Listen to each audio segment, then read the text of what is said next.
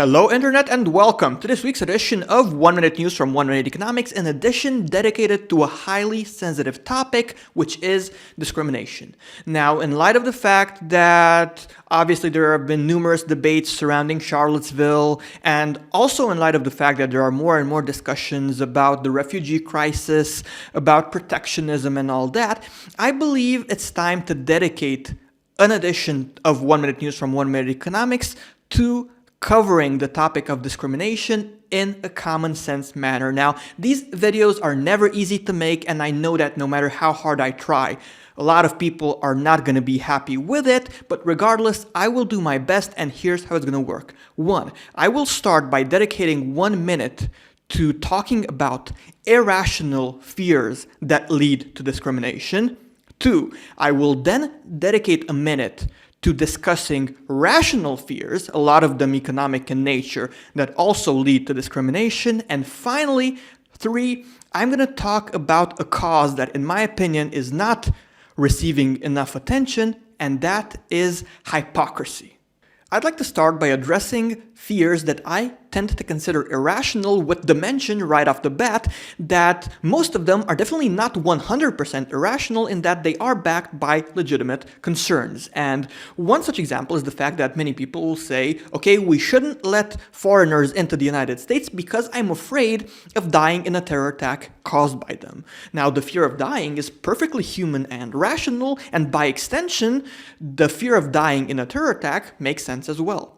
The irrational dimension of it all, however, is that people let this emotional reaction get the best of them and don't look at the numbers. And the numbers do tend to say that your risks of dying in a terror attack are very, very low. For example, the Cato Institute published a study in 2016 which made it clear that from 1975 until 2015, 3,024 people died in terror attacks caused by foreigners, which means that roughly 74 Americans died per year.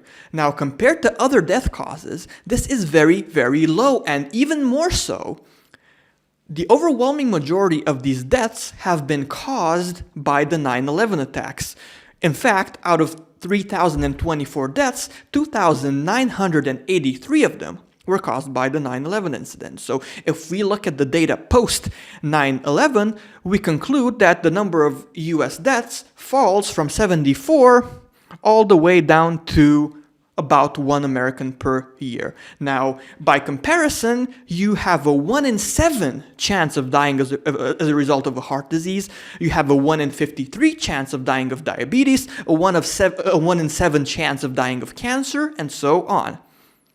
Your risk of dying as a result of a terror attack caused by a foreign-born terrorist is 1 in over 45,000.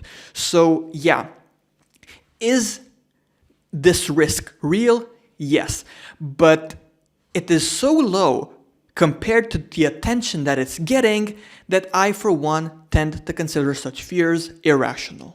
Let's move on to a far more complicated discussion about rational fears, and a lot of them are economic in nature. Fears such as, wait a second, I don't want immigrants or refugees to come in this country because I'm afraid they will take away our jobs. And the thing is, some of them will. But this is a discussion that needs to be had in a broad context about the future of mankind. Because, for example, we love technology, we love how it makes our life easier, but there is a certain element of creative destruction that is associated with technology. And that, at this point, of course, if you want the type of job that your grandfather had, who was proud to say, I've worked in this factory all my life, just like my father before him, and I want my children to work here as well. That's probably not going to happen because, initially, for cost-related reasons and whatnot, your job may very well be taken away by someone from Asia or Africa simply because producing certain goods is cheaper there. But make no mistake, their job will be taken away as well sooner rather than later by robots. So, on the one hand, we love technology, but on the other hand, we don't want to accept some of the negative aspects related to technology. Again, this is the type of discussion that we need to have in a very broad context and in a very lucid manner. Because yes, these fears are perfectly legitimate, but what are we going to do? If we want everyone to be employed in the exact same manner as in the past, or even more so, we can just outlaw technology and start doing a lot of stuff manually again. That's going to be more than enough to keep everyone busy. But is this the type of world that we want? Probably not.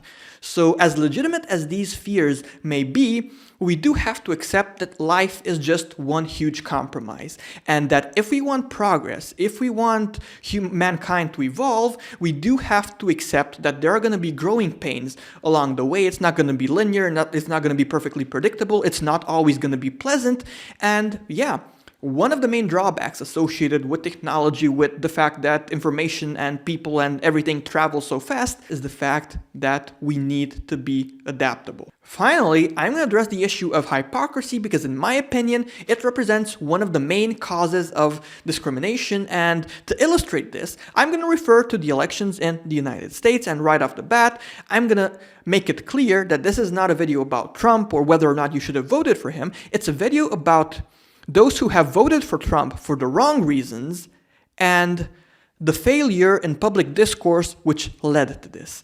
And I have to say that the US intellectual elites have behaved in an awful manner in that, okay, some people may have voted for Trump for perfectly legitimate reasons, but some have voted for him due to irrational fears which should have been part of the election campaign public discourse. And yeah, some intellectual elites kind of sort of mimicked an intention of talking to these people about their fears, but they did so in such a superficial manner and from such a position of superiority that in the end they did more harm than good by alienating the people they should have treated as equal dialogue partners. And in the end, a lot of individuals before the elections were afraid or ashamed to admit that they were Trump supporters because, they feared public ridicule. So they kept quiet. But when election day came, they voted for Donald Trump. And again, I have nothing against the idea of voting for Donald Trump, but if you do it for the wrong reasons, then in my opinion, you're making a huge mistake.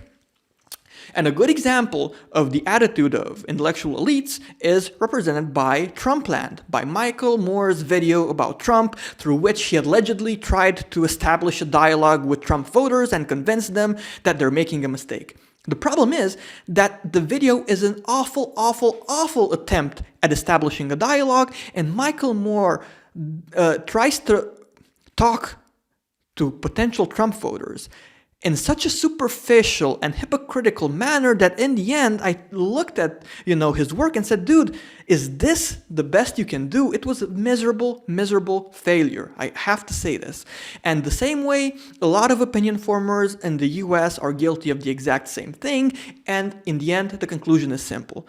If intellectual elites are not willing to let hypocrisy aside and establish a common sense dialogue with absolutely everyone, then it should not surprise us that things like populism, protectionism, and whatnot are going to become more and more widespread. That's it for today, guys. Thanks a lot for tuning in to yet another edition of 1 Minute Answers from 1 Minute Economics. And as always, please like my videos, comment, and subscribe to 1 Minute Economics if you haven't by now. Also, if possible, please do me a favor and head over to 1minuteeconomics.com so that you can subscribe to my newsletter. So just visit 1minuteeconomics.com, type in your email address, and subscribe. It takes 5 seconds, but it helps a lot. And I will basically only send you guys important email announcements, such as, for example, me writing a new book. So don't worry, I will definitely not spam you. Also, those who can afford to and want to support the channel financially as well can do so by buying my Wealth Management 2.0 book or donating through PayPal, Patreon, or Bitcoin. For more info, head on over to 1minuteeconomics.com. Thanks a lot, guys, and have a great day.